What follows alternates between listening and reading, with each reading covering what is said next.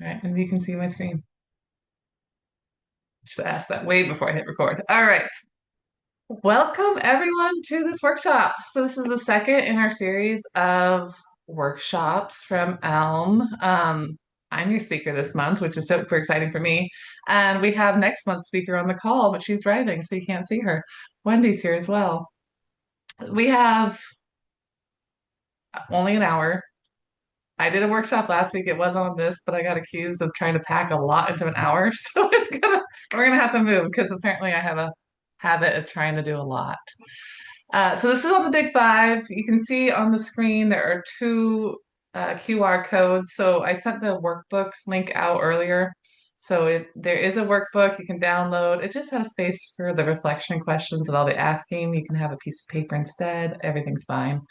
And then I have two polls that I'll put up on Febio as we go. And these ones are just to gauge some thoughts and interest and again, optional. I use Febio mainly for my corporate events because people, when their company's paying for it, aren't quite so honest unless I have a non-Zoom, totally anonymous way to post thoughts. So that's why this is here. And it's good practice for me to have it in all my workshops. So this is the Big Five. The whole goal is talking about sustainable growth and healthy careers. It's not about fixing anything. It's not about telling you your personality is good, bad, or ugly. It's just about how we use who we are to make better, more thoughtful, conscientious choices as we move. I'm Cassie. I think I've met most of you at least once before, but very quick highlight.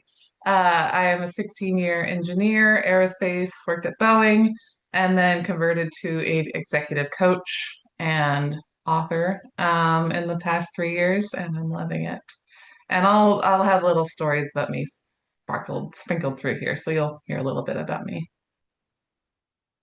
But we gotta start with reality before we go anywhere. So the reality, this is my perspective of the classic what is value from the perspective of the organization. So in any big major organization, there's how much we value people and how hard they're working. And this is definitely a tongue-in-cheek, little bit cynical view of the world, but it holds some truth that we value people or the organization's perception of their value is very much related to how much they see them working, how much effort they're putting in. And that's visible effort, not the individual's actual effort. So I'll go around the wheel just really quickly to lay a framework of what my crazy brain was thinking when I put this together. But that top right corner, they're really valued in the company and they're putting out lots of visible effort. They're fantastic. These are the ideal worker is the trope that they fit into. They are always answering the phone. Midnight doesn't matter. Yes, I'll work a weekend. Put me on the plane. I'll do any business trip you ask. They're here for the company. But the toxic risk, the pervasive flaw in this ideal worker is that they are on the path to burnout. There is very little self-care typically if you're saying yes to everything. So there's a lot of risk in this space. The second, just going around the wheel, is high visible effort, but low perceived value. And these are the hustlers. These are the people who are doing and doing and doing, but they're not doing the work that that company necessarily sees value in. And so they're not going to get promoted for it. These can be the low promotable task people. So this might be you're doing work, but it's being the glue, it's connecting people together, it's mentoring, it's making sure that the computer system is set up so that everyone else is ready to go for that meeting. It's taking the notes in the meeting. It's all the things that we do because it needs to get done, but it doesn't necessarily have that valuable tag on it. And these people are at the risk of being exhausted without setting themselves up for growth or whatever they want to do that brings them joy. I'm going to add Linda back in because she left and came back. Um, Third quadrant, so we're in that bottom left-hand quadrant now, is low perceived value and low visible effort. These are invisible laborers. They're probably, so my perception is everyone who's on this call is actually high value. I have no doubt of that. So I'm going with really on the visible piece of this is you are doing a lot of work. This person is doing a lot of work that is not seen and is not valued. And these people are essential, but they are not going to have joy in their job. And then the super tongue-in-cheek one, high value. They're perceived as fantastic, but they we don't see them doing anything that's actually valuable. They just have a gold shining star on their head because they showed up that day. These are the people I call executive presence. And the risk here is that we see these people and we see them not doing the work, and it just starts to erode the entire culture. And it's so much negative down spiral for the organization. So that's kind of the baseline foundation where organizations that you might be in today might resonate a little bit with. And my goal today is to get to a point where we reset the framework and we look at the individual, not the organization, and where you have agency, where you have control of your career to make it feel sustainable, successful, growth oriented, and just not an energy drain. So the energy will be a continuous conversation throughout today, but it's all about where can you put in your effort, your energy, and feel aligned with how you're wired. And that vertical axis, the how you're wired, connects to our Big Five.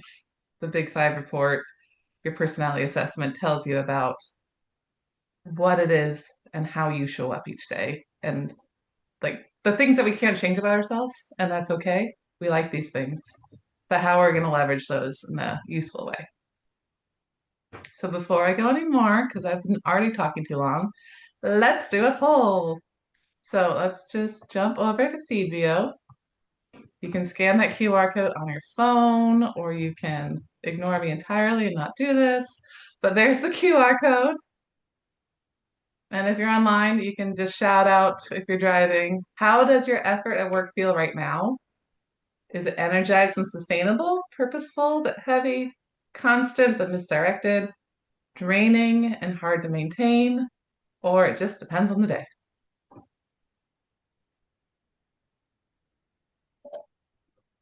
Hey, the poll's working. People got votes in. Energizing and sustainable. Energizing, thank you. I knew you'd shout out. I had to find where to unmute. Without taking hands off the steering wheel, I hope. Yes, I used the 12-year-old for these activities. Wonderful. Hi, 12-year-old. All right, so we are across the board, everything, but except for constant and misdirected. That's good. I should note in Feedvio, so I'm going to switch it back to you can populate questions in there at any time when we're not doing a poll. Just I'm going to try to save 10 minutes at the end for questions. If I fail, I'm sorry, and I'll stay on, and anyone who has time can stay with me. Um, Feel free to populate, and as questions pop in, you can put a thumbs up if you like someone's question, and that will move it higher in the list as well. All right, that's enough on that one.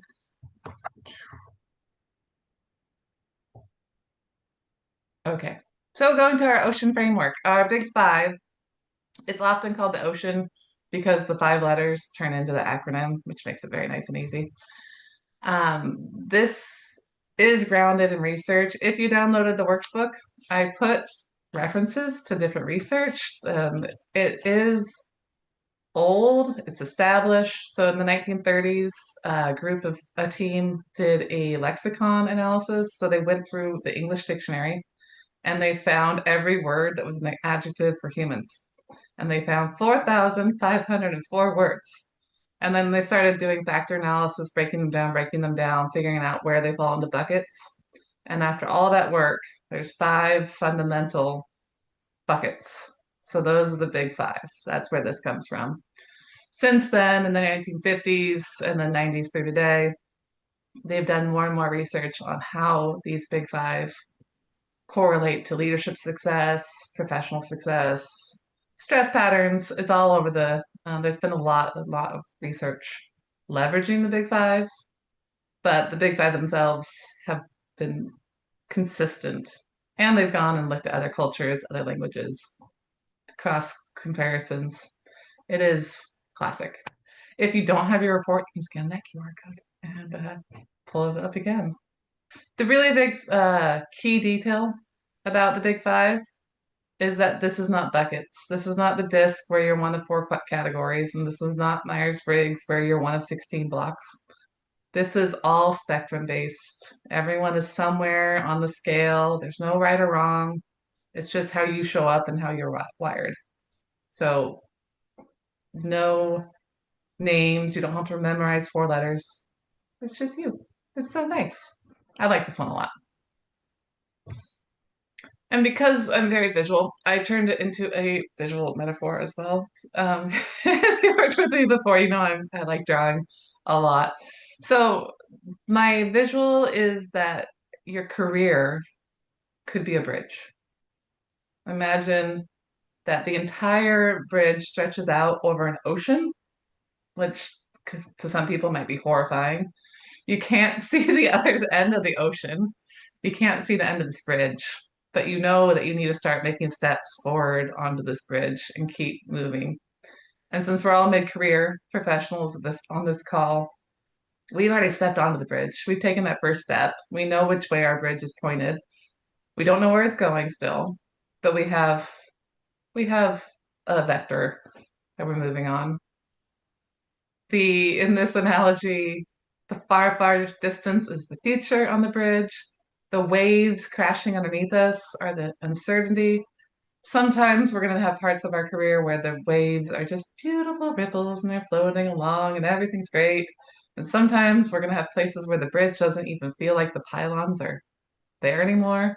So sometimes it's just about being willing to keep moving forward and being aware of the structure.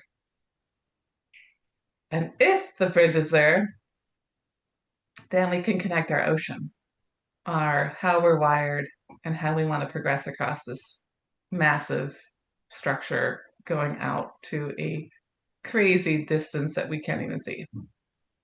So since Carly did it, I want to do it too because she's really fun and smart. Would you guys like to join me in a visualization for just a second? Mine's way shorter, but if you're comfortable closing your eyes, Wendy, don't you dare. And if you would like to, you're welcome to turn off your camera if you want to, or you can leave it on, but closing your eyes for just a moment and imagining this bridge, taking a look out onto the structure that you're on that's stretching out over the ocean, taking a look gently over the side and seeing the waves, noticing if they're crashing or rolling, and then feeling under your feet, feeling the structure and the support that this career you've already stepped onto offers you. And then imagine as we look up out to the very far horizon, no end in sight, what it feels like to take one more step. Do you feel cautious or curious? Maybe you feel a little hesitation, or maybe you're just already walking and ready to go. Just noticing, not adding any attachment yet, no judgment. Taking a nice deep breath in and a big, long, smooth exhale out. And then opening your eyes. Can you tell I'm also a yoga teacher? I teach yoga twice a week. Okay, so we're on a ridge. Thinking about how that felt, let's think about openness. So openness is our horizon. It's our connection to that horizon. If you feel curious, if you feel like you love the idea of the novelty of not knowing what's out there, you might want the exploration, you might have scored very high on the scale of openness. If you're a person who likes structure and a little bit of risk awareness, taking a pause before we just go leaping over bridges. You might be on the other end of this openness scale. The horizon represents unknown and how we connect to it. So if you have your workbook, we can go to our openness page. It looks like this. I printed mine small because I was running out of paper. At the very top, you can write down what your Truity score was. And then I would recommend also writing down what you think your score is. You don't have to write a number unless you're numerical like me, but you could just circle on the scale where you would score yourself and how you connect to this distance. Might be the same as a Truity, or you might say, you know what? I don't feel as open as it thinks I'm open, or vice versa. And then we'll do one reflection question, which is printed on your worksheet, or I'll say it out loud just in case you don't have a workbook. But when facing uncertainty at work, do you tend to lean toward exploring what's new or stabilizing what's known?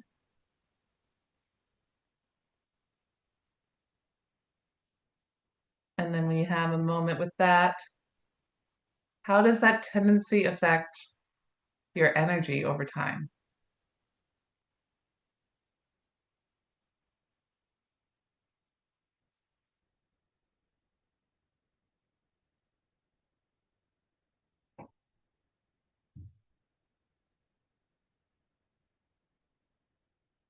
Maybe 2 more seconds. We're gonna have a lot of these. We only have an hour.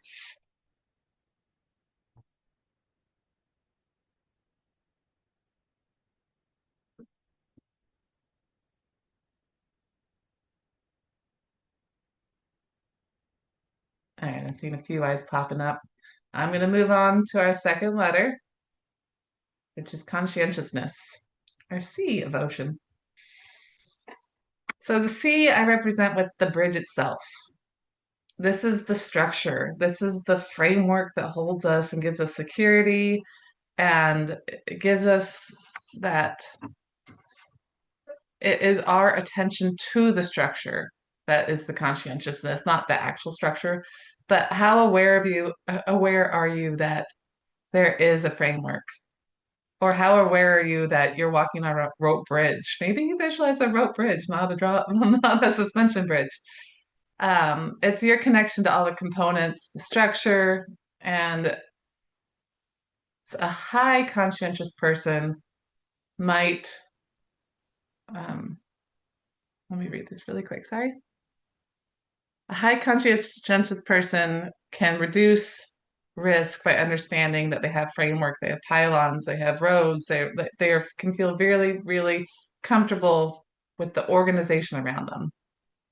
Someone who scores low on conscientiousness might be able to get around building bottlenecks for the process for the sake of process and just like, let's get going. Who cares what the bridge looks like? I'm going to run.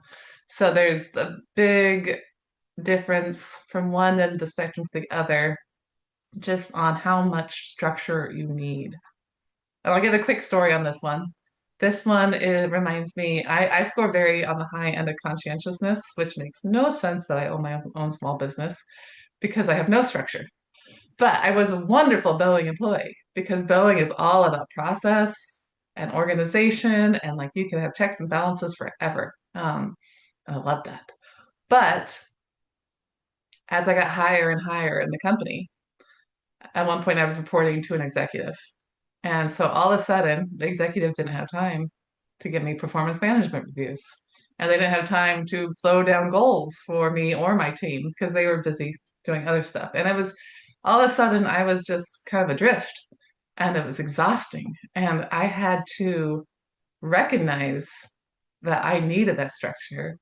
And the way I overcame some of those challenges was I started turning back and looking at my team and the managers who worked for me, asking them for basically 360 review, performance management, and then asking them to work with me to build our team's goals. And we've kind of built our own structure. We built the bridge instead of it being flowed down. But I took me a minute to realize that it was my conscientiousness and my need to organize that was holding me in a really uncomfortable position, and it was really draining for a while. So back to our worksheets, back to our reflections. For conscientiousness, when does attention to detail feel calming or stabilizing for you? And when does it become draining or hard to sustain? And no matter where you are on the spectrum, both of these can be true.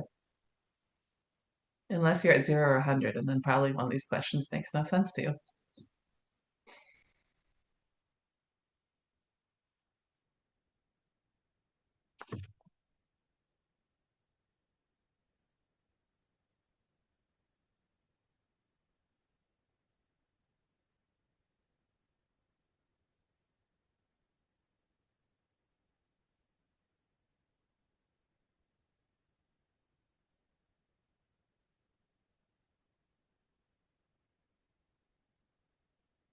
Give you 15 more seconds. Quick reflections.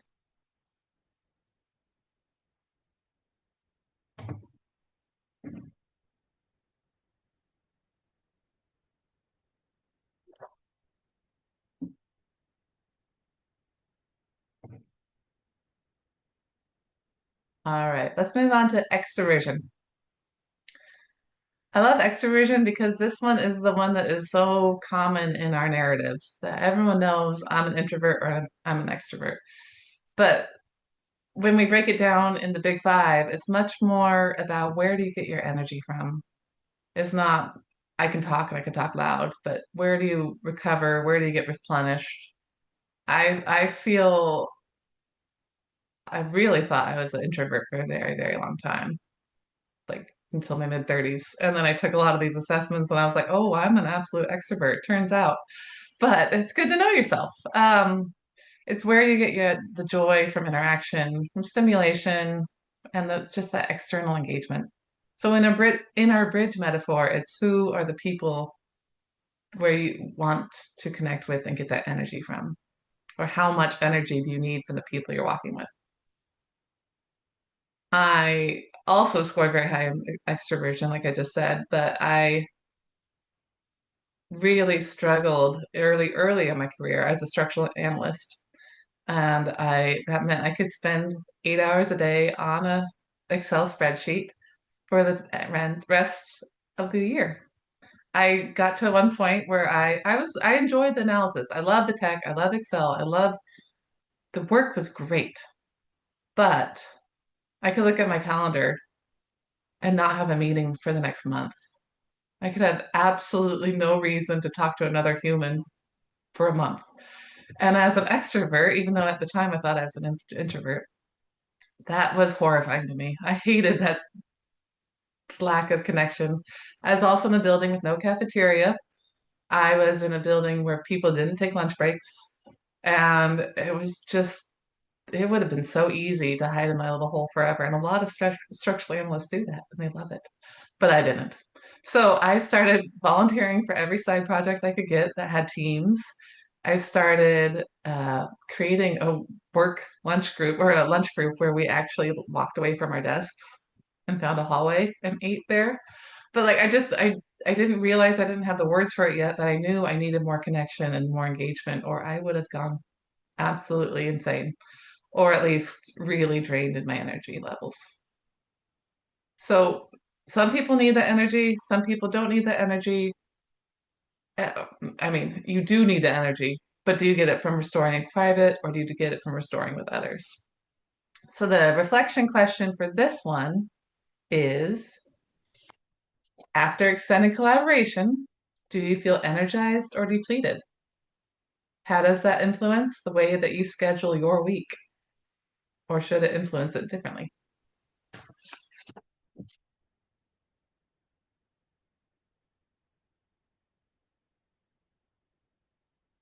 And if you haven't added your personal assessment score to the extroversion chart yet, the answer to this might be that answer.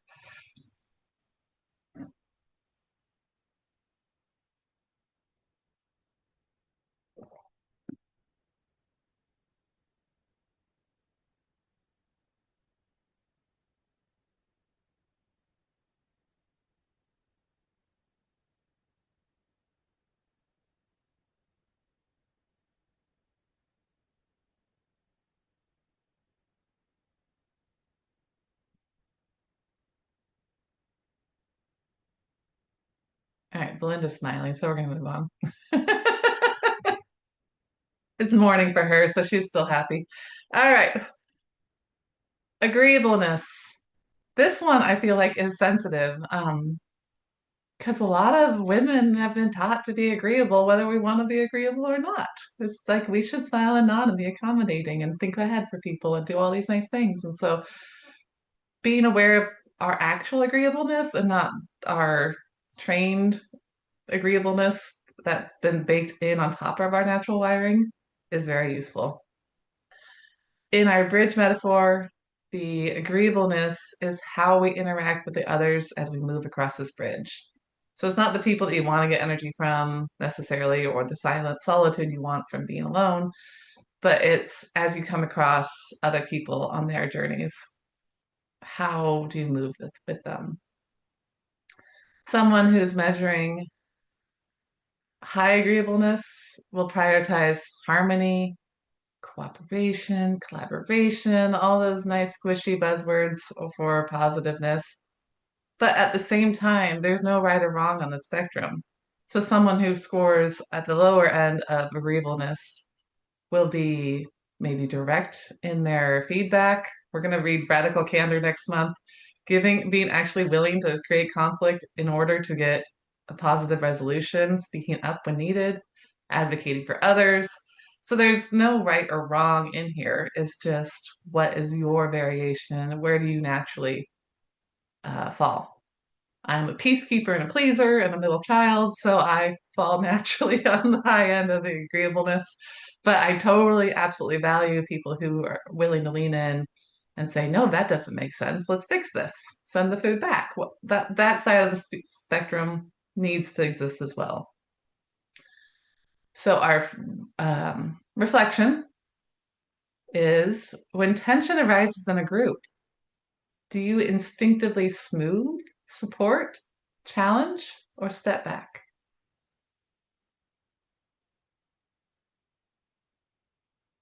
And the question currently says, how does that role affect your energy over time? But maybe that needs to change to when you don't get to play that role, how is your energy impacted over time?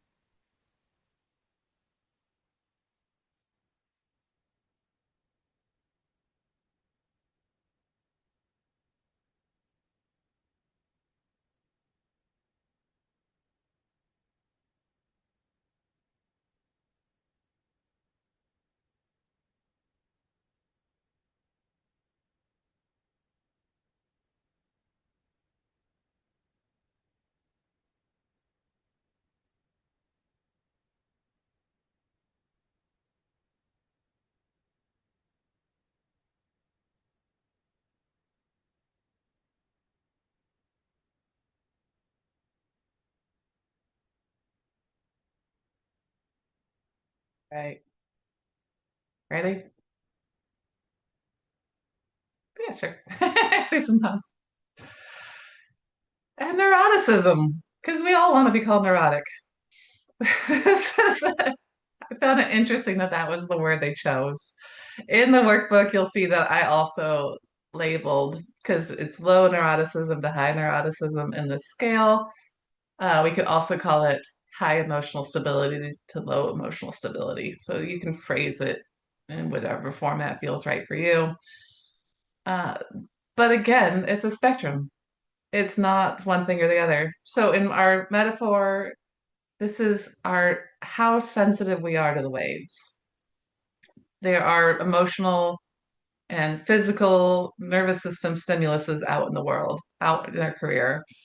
And it's how we are impacted, really thinking about the nervous system in this situation. So, how does stress show up? How is our sensitivity to these changes, whether they're actual threats or just disturbances that are catching our attention? That's how I like to think about this one, even though it's a very loaded word. I don't know why they chose that word. One of the most important things, again, is that there is positive in every spot in the spectrum. If you would scale or measure yourself as low neuroticism, you might be even tempered. You might feel calm. You might be one of those resilient, steady state people. Um, but if you measure much higher, you are emotionally aware. You notice and you're sensitive to the environment around you. You can be more responsive, more reflective. You can be more attuned to not being completely sheltered and just not aware. So there is goodness all the way through the spectrum as how you leverage it and how you're aware and use it in your wiring. That is the value.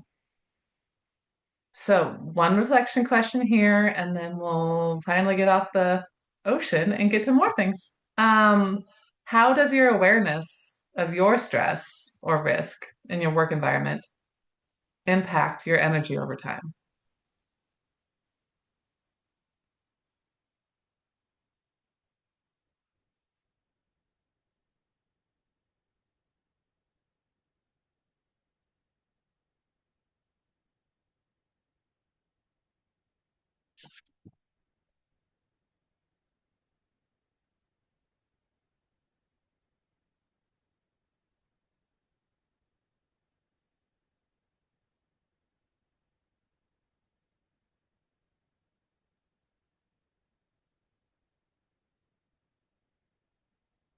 While you're writing that, we're going to go to the everything on one page. Yay! So this is the everything I just talked. There's your ocean. There's all the metaphors, all populated. And I'm curious, people, if you're willing to come off mute, were any of the five, the big five, the personality traits, did you score differently than you thought you would? Or, yeah, I can send out the charts. I see the chat. Did you score differently than the Trudy said you would score, or did you see a lot of correlation between the two?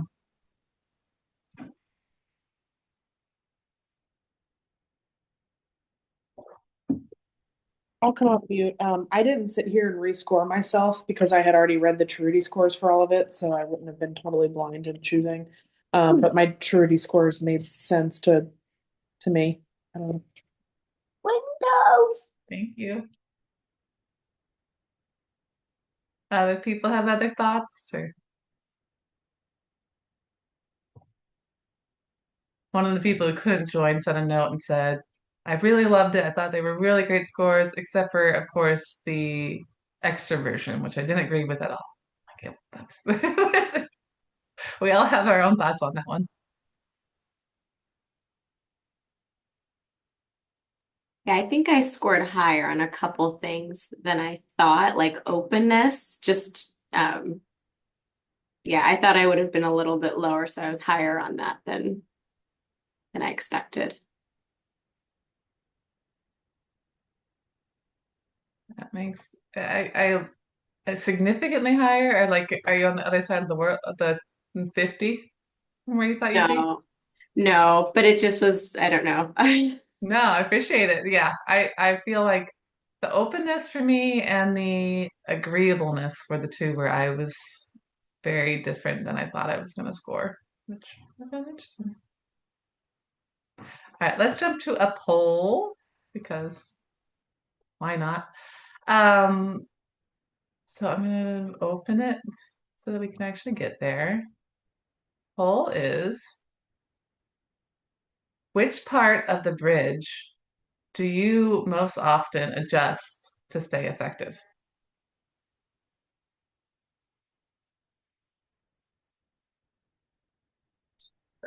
My own pace and boundaries. Your own pace and boundaries. I love it.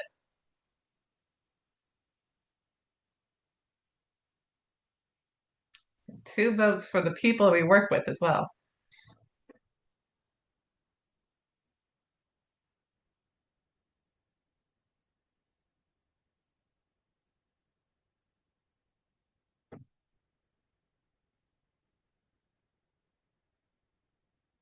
How the work is structured, process, and expectations.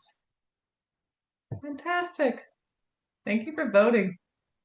All right, let's cut back to the charts if I can find them. So here's my new framework. This is my thoughts, and I would love to hear during come off mute or at the Q&A whenever you're ready what you think about this. But the new XY grid, the new reality of success for a sustainable career that feels authentic, it feels in alignment with how you're wired, is literally putting the X and Y to be alignment. How aligned is a career with your ocean, with your big five? And then your personal motivation of the effort that you choose to put in. So it's not the visible effort, it's the how much do you want to do at this moment. So we'll go around the wheel one more time. Bear with me. High alignment, high personal effort. You're motivated to do the work. This is the sweet spot. This is the sustainable growth. Your energy is in line with what you're doing. You want to put the work in. You're in a job where you feel you can get the extroversion that you need. You can get the constraints that you need, the conscientiousness, if you're me, or whatever your variation of this is. This is a success spot. But going around the wheel, if you're highly motivated but you're in misalignment with your ocean, like for example, when I was a structural engineer and I had zero time talking to other people, doesn't mean it's a bad job. Doesn't mean you need to leave. But you need to be aware that this is a short-term gain. So you're putting the work in, but it's probably going to not be in alignment with your energy. It will drain you if you stay there forever. So just being aware that this is either something that you need to start making intentional micro shifts, adding in that work group, adding in the lunchtime breaks, if it was that example, or knowing that you're going to do it for 3 months, get the badge, move on to the next job. So being aware of what you're putting in and what you're getting out of it. Misalignment in your ocean and intentional pause. So I didn't put low personal effort because I don't think anyone in here could possibly do low personal effort. But we can make choices to not do professional effort for a moment. We could take a sabbatical. We could take maternity leave. We could take just a few weeks off. And that this phase is where we stop and we reflect and we maybe pivot. This might be when I decided that my company no longer aligned with what I needed to do for me professionally, and I went and opened my own company. So this could be a lot of different things, but taking the time to reflect and reset when you're in that much misalignment is a valuable space to allow yourself to step into occasionally. And then at the top left corner, which was our super tongue-in-cheek, judgy executive presence before, when we're taking an intentional pause and we're highly aligned with our ocean, this is where we have that room for self-care, for making space for what brings us joy that's perfectly in alignment with our professional goals. So this is our collection. I did save 10 minutes for questions, maybe even a little bit more. So are there questions on this or would we like to go to the overall questions?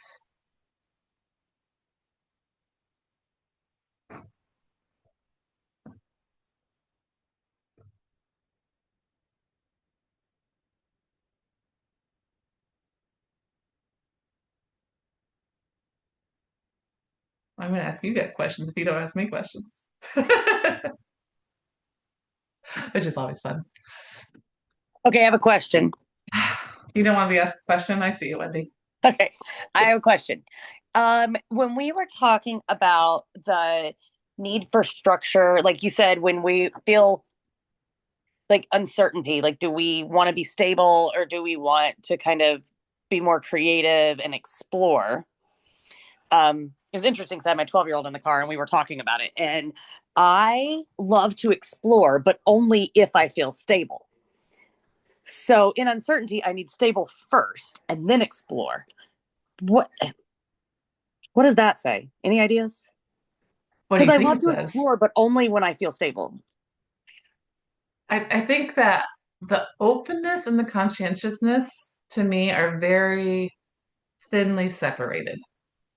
And openness is almost that willingness for adventure and going and just like I have no idea what's behind the horizon, but let's go get it. And if you're high openness, but you're also high conscientiousness, that's where you want to have a very solid bridge to get you to that end, but you have no idea where you're going. So I Right. As think, long as I see a solid bridge, I'll take it. yeah, you're like, as long as it's stable and I know what's up, I will go anywhere. Let's go. So I feel Right. like you're high on both of those, if that makes Okay. sense. Okay. We were trying to figure out what that meant because I was like, I mean, if I feel like I've got the world under control, then let's go try anything. Yeah, I'm very, very risk averse. And yeah, I'm very highly flexible and like to explore. So Right. that combination of the two is openness and Okay. conscientiousness. See, thank you. Yeah. We were like, we were having a hard time figuring out what that meant, but it just meant we're more like Cassie, and I'm good with that. You're so sweet. I'm just more like Wendy, so that's all it is.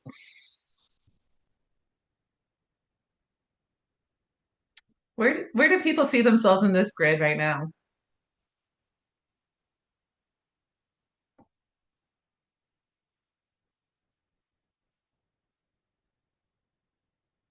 Or do I need to go back to the toxic one?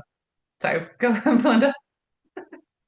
No, I was gonna say it's really hard to pick because I feel like, and this just may speak to my insanity or my brain at the moment, but I feel like I yo-yo between all of them, like on a daily basis.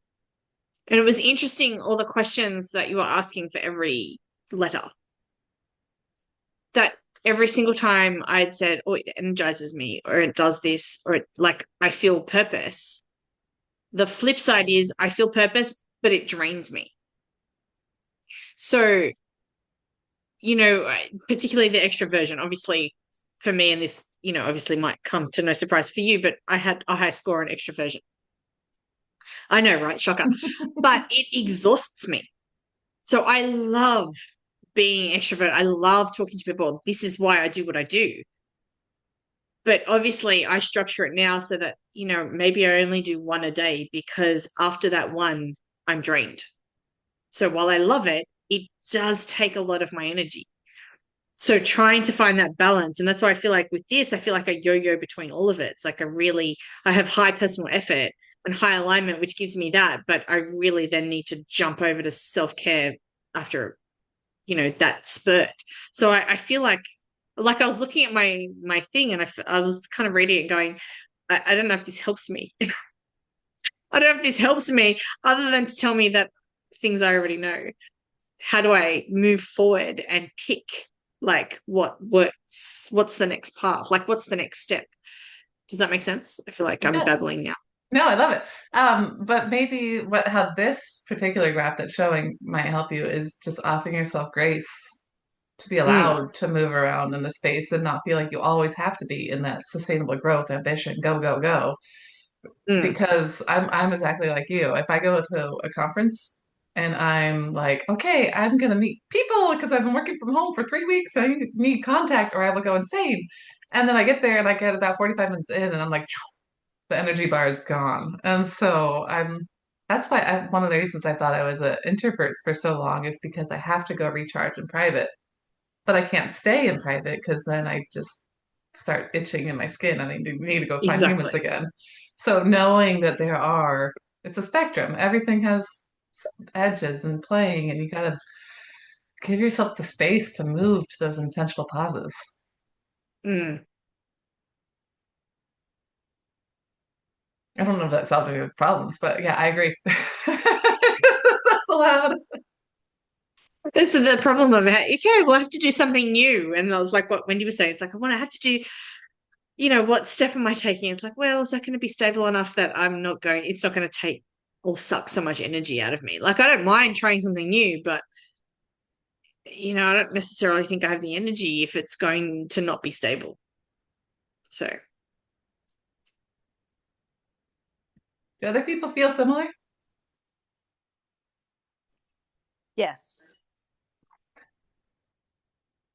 Thank you, Wendy. I see We Marissa figured out where nodding. the unmute button is. We're on fire now.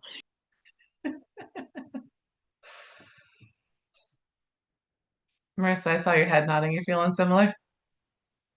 Yeah, I mean I think I go through a lot of these a little bit like a yo-yo throughout the day, throughout the week. I mean, like personally, I've just been putting in a lot of after hours time.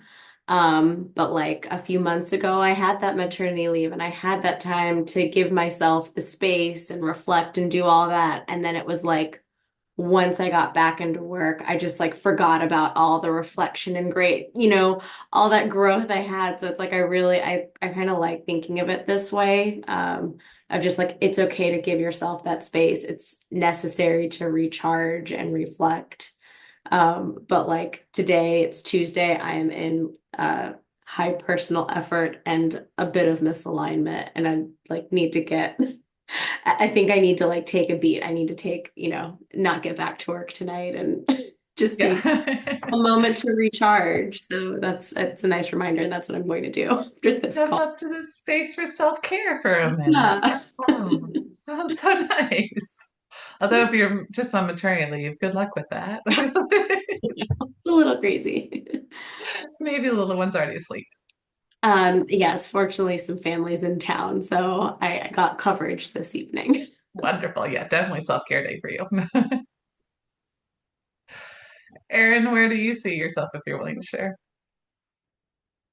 I don't know. I'm in a unique spot right now where I'm doing a lot of like self-care and clarity through reflection, where I'm like, I don't have to do a lot of work, but I'm very uncomfortable in it. So I am like itching to do more, but I want to make sure that the more that I do feels right. So yeah, I don't know. It's interesting because I used to be in education and I feel like I was kind of what you described before of like just working and I burnt out. Like I did so much. I feel like I was really doing a lot, but nobody really cared. And it was just like, yeah, that's just what you do. And they kind of just take advantage of you. So I was in that for so long. And then I removed myself from that. And now I'm in this space where it's like there's time for me to do what I want. And I'm like, oh, I don't really know what I want. Where's my bridge going? I'm in that like spot of not knowing, and it's pretty uncomfortable. I mean, it's good. There's a lot of good with it, but I like to do, so I'm just learning from it. So I don't know. I'm probably all over it as well. I'm hearing a lot of that top left quadrant, but I also Yeah. I'm curious which of the five um, ocean felt most out of alignment at the moment. Oh, out of alignment. Yeah. Probably openness because I feel like I'm so uncomfortable with this. So you have a lot of flexibility whether you want it or not right now. Yeah. Yeah. So that was kind of surprising. Um, Yeah. And I've just been of reflecting a lot of on like the agreeableness, kind of like what you said, like how much of that is like conditioning and maybe like working through not being that way. So I think that's kind of been where I'm at and just interesting hearing you talk about that.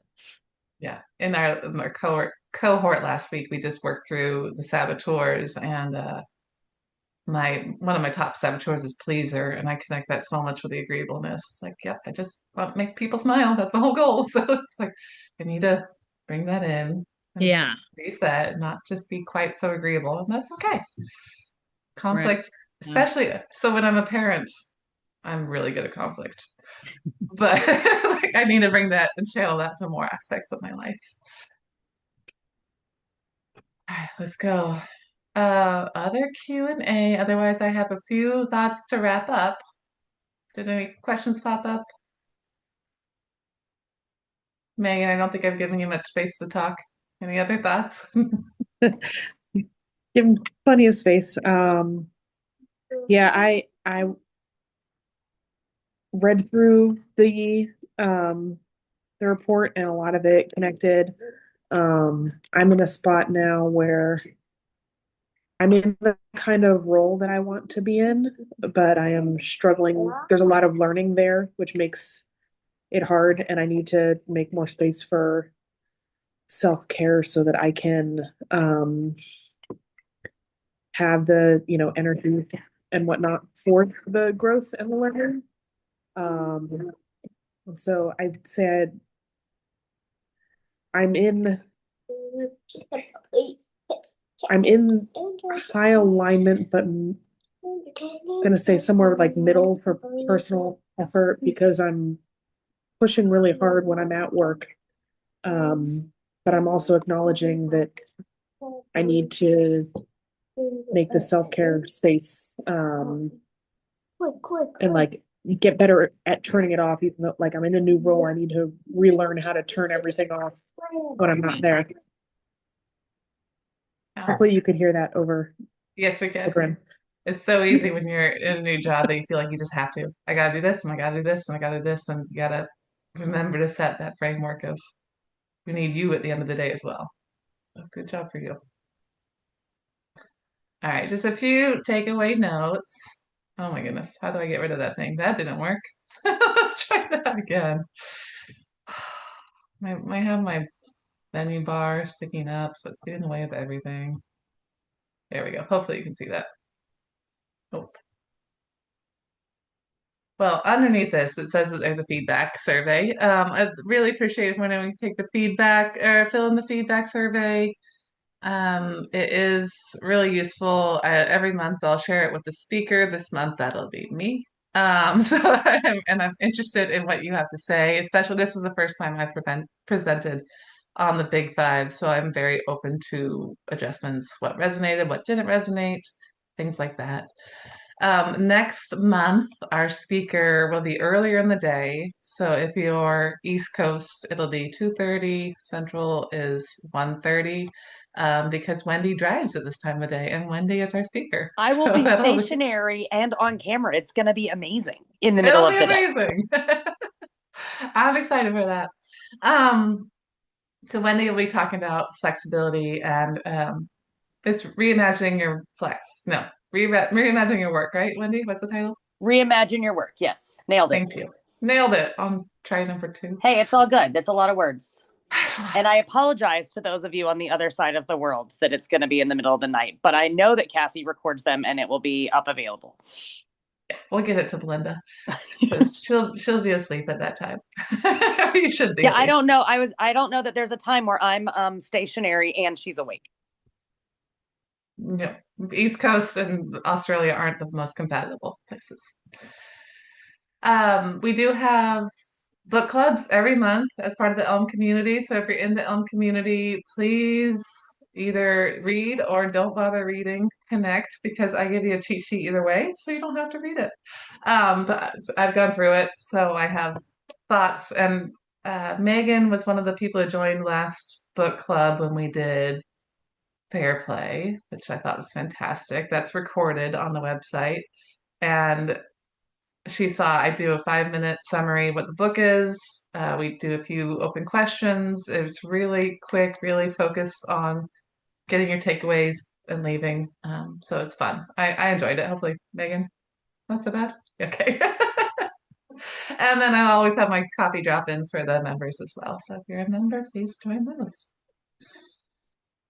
And that's all I got. Hope you have a wonderful day. I'm going to stop the recording, but I'll stay on if anyone else has any other questions.